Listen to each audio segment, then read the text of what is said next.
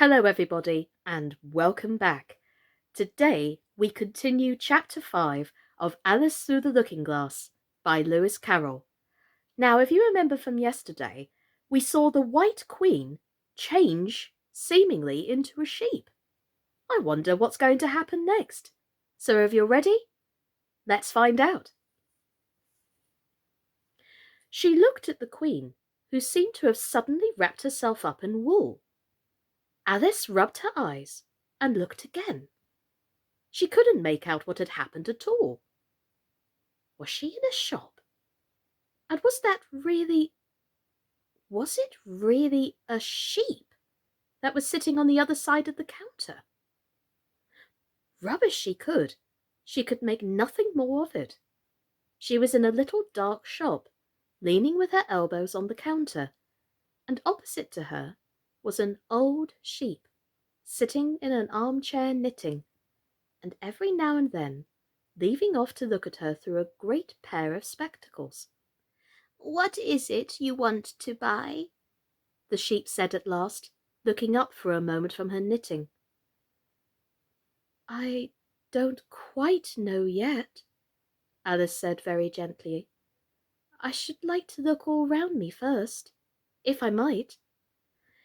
"You may look in front of you, and on both sides, if you like," said the sheep. "But you can't look all round you, unless you've got eyes on the back of your head." But these, as it happened, Alice had not got, so she contented herself with turning round, looking at the shelves as she came to them.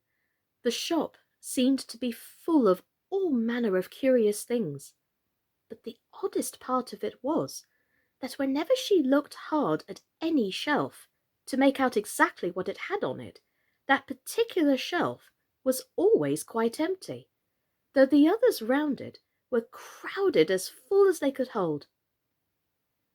"Things flow about so here," she said at last in a plaintive tone, after she had spent a minute or so in vainly pursuing a large bright thing, that it sometimes looked like a doll and sometimes like a work-box, and was always in the shelf next above the one she was looking at.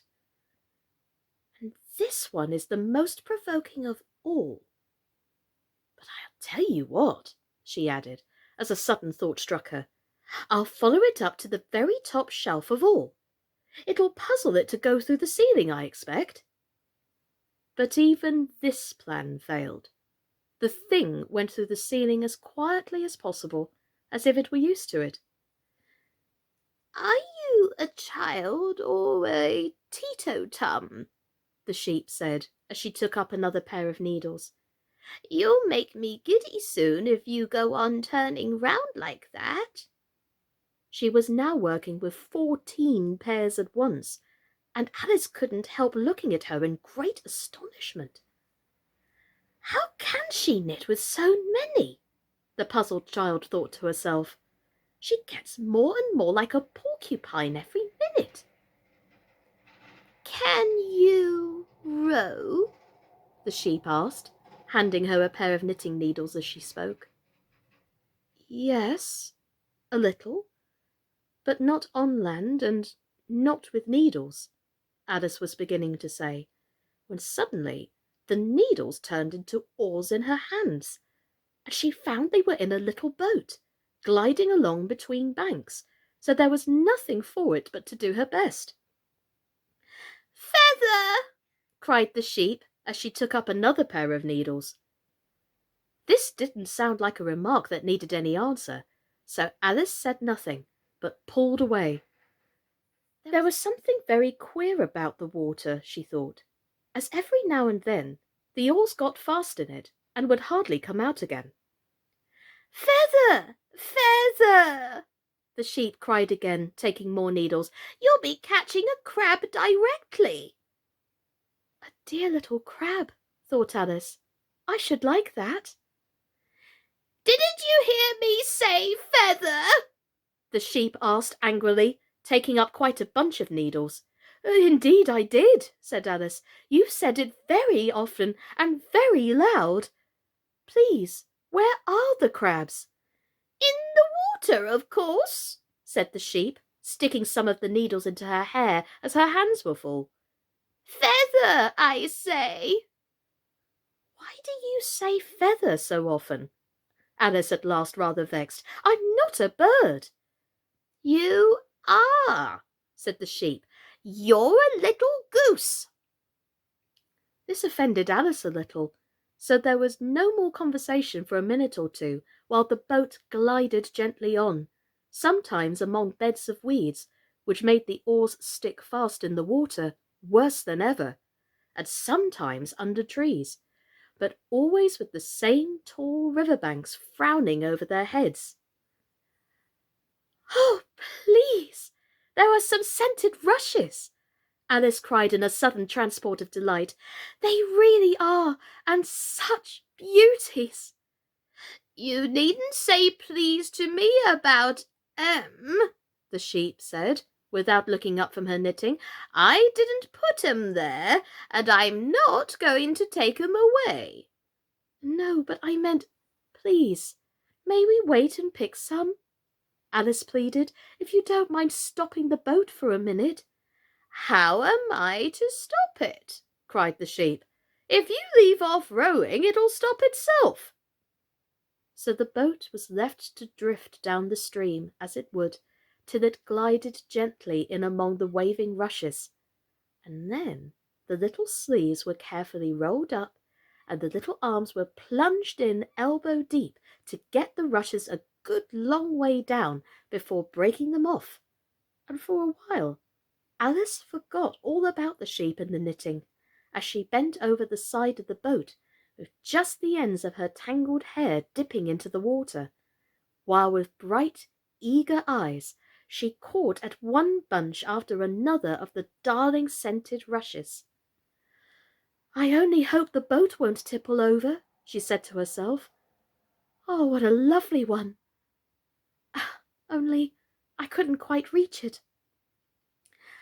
And it certainly did seem a little provoking, almost as if it happened on purpose, she thought, that though she managed to pick plenty of beautiful rushes as the boat glided by, there was always a more lovely one that she couldn't reach. "The prettiest are always furthest," she said at last, with a sigh at the obstinacy of the rushes in growing so far off, as with flushed cheeks and dripping hair and hands she scrambled back into her place and began to arrange her new-found treasures.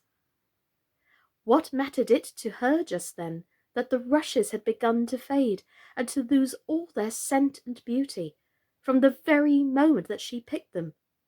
Even real scented rushes, you know, last only a very little while, and these, being dream rushes, melted away almost like snow as they lay in heaps at her feet.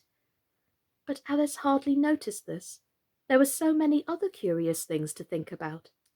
They hadn't gone much farther before the blade of one of the oars got fast in the water and wouldn't come out again, so Alice explained it afterwards, and the consequence was that the handle of it caught her under the chin, and in spite of a series of little shrieks, "Oh, oh, oh!" from poor Alice, it swept her straight off her seat and down among the heap of rushes. However, she wasn't hurt, and was soon up again. The sheep went on with her knitting all the while, just as if nothing had happened. "That was a nice crab you caught," she remarked as Alice got back into her place, very much relieved to find herself still in the boat. "Was it? I didn't see it," said Alice, peeping cautiously over the side of the boat into the dark water. "I wish I hadn't let it go. I should so like to see a little crab to take home with me." But the sheep only laughed scornfully and went on with her knitting. "Are there many crabs here?" said Alice. "Crabs and all sorts of things," said the sheep. "Plenty of choice. Only make up your mind. Now, what do you want to buy?" "To buy?" Alice echoed in a tone that was half astonished and half frightened, for the oars and the boat and the river had vanished all in a moment, and she was back again in the little dark shop. I should like to buy an egg, please, she said timidly. How do you sell them? 5 pence farthing for one, 2 pence for two, the sheep replied. Then two are cheaper than one, Alice said in a surprised tone, taking out her purse. Only you must eat them both if you buy two, said the sheep. Then I'll have one, please, said Alice, as she put the money down on the counter. For she thought to herself, they mightn't be at all nice, you know. The sheep took the money and put it away in a box. Then she said, I never put things into people's hands. That would never do. You must get it for yourself. And so saying, she went off to the other end of the shop and set the egg upright on a shelf. I wonder why it wouldn't do, thought Alice, as she groped her way among the tables and chairs, for the shop was very dark towards the end. The egg seems to get further away the more I walk towards it. Let me see. Is this a chair? Why, it's got branches, I declare. How very odd to find trees growing here. And actually, here's a little brook. Well, this is the very queerest shop I ever saw. So she went on, wondering more and more at every step as everything turned into a tree the moment she came up to it, and she quite expected the egg to do the same. Well, well, well, ladies and gentlemen, boys and girls, what a strange shopping experience indeed. I wonder if you've ever experienced anything like that. Let us know down in the comments. Anyway, tune in tomorrow to see where her adventure takes her next. My name's been Sascha Cooper, and this has been Through the Looking Glass by Lewis Carroll. Take care, everybody, and stay safe. Bye-bye.